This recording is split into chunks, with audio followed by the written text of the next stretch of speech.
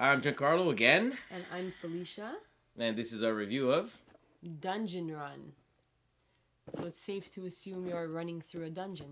Yeah, you know, filled with dominatrix and Dominatrix? no, sorry, that was me last night.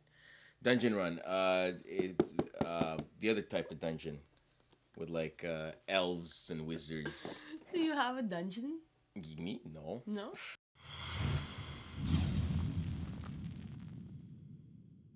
In Dungeon Run, players are trying to get the summoning stone and escape the dungeon. In the box, you'll get a bunch of tiles, which will be used to form the dungeon as you go deeper into it. 8 character cards, which are the summoners seeking the summon stone. 8 hero pawns for each of the characters. 4 dungeon boss cards, which are the guardians of the stone. Ability cards for each of the characters. These will give your character some special actions and help you win the game. Encounter cards, which are the monsters and events you'll meet in the dungeon. Treasure cards, which you can gain while exploring the dungeon. 4 special artifact cards, which are sometimes found inside special rooms. Reference cards for each of the players. Wound markers, training markers, and the first player token. And finally, 20 dice. The game ends when a player gets the Summoner Stone and exits the dungeon. Let me explain the character sheet. On it, you'll find the hero's name, stats, special abilities, and keywords. The red special ability requires you to have the Summoner Stone to do it. Some treasures require you to have that keyword to use it. Encounter cards have all the info you need on them. They have the name, special effect, and stats at the bottom. The A is the attack and how many dice it will roll. The P is the power, he hits you on those numbers. The D is for defense, you hit him on that number or higher. The E is the escape, it's what you need to roll to escape this encounter. And finally, the L is for life points. Trap cards are very simple. Try to pass them or fail and lose health.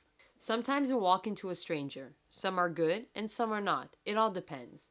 The dungeon tiles have stuff written on them, like treasure and encounter. When you reveal one, roll a die. The number rolled will tell you what's in the room. So now you know the basics of the components of the game. Here's how to set up the game.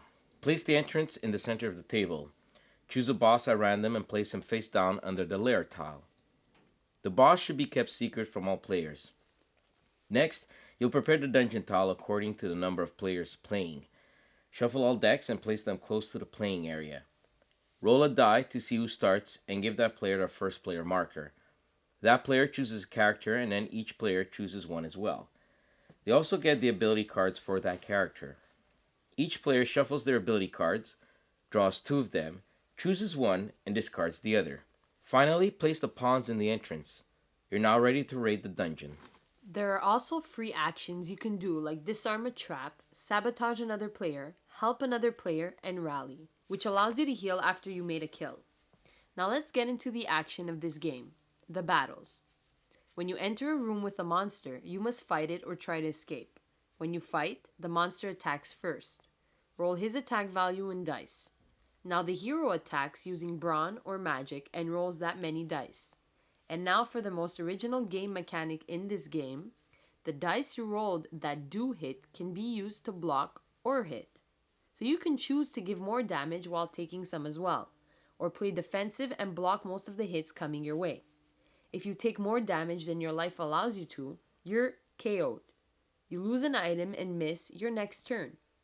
If you beat the monster or trap, keep the card as XP to advance your hero later on.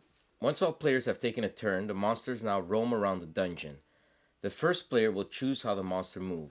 Yep, so far the first player has a lot of advantage. Pass the first player marker to the next player and keep playing until the last tile is drawn, which is the lair of the boss and will be placed at the furthest spot of the dungeon. So the boss is harder than all of the other monsters, obviously, and once killed by a player, that player gets the Summoner Stone. Now all players are trying to stop him from leaving, or else he wins. If any hero dies during this part of the game, he's eliminated. If one player manages to kill the player with the Summoner Stone, then he's the one who gets the Summoner Stone, and now all the other players have to stop him. So there you have it. A dungeon running game with nice production quality, but nothing original here. It's a great game to introduce players to a fantasy board game, It's very easy to teach and play, but a bit bland for hardcore gamers. Lots of luck involved and unstoppable steamrolling. It's a 6 out of 10 from us.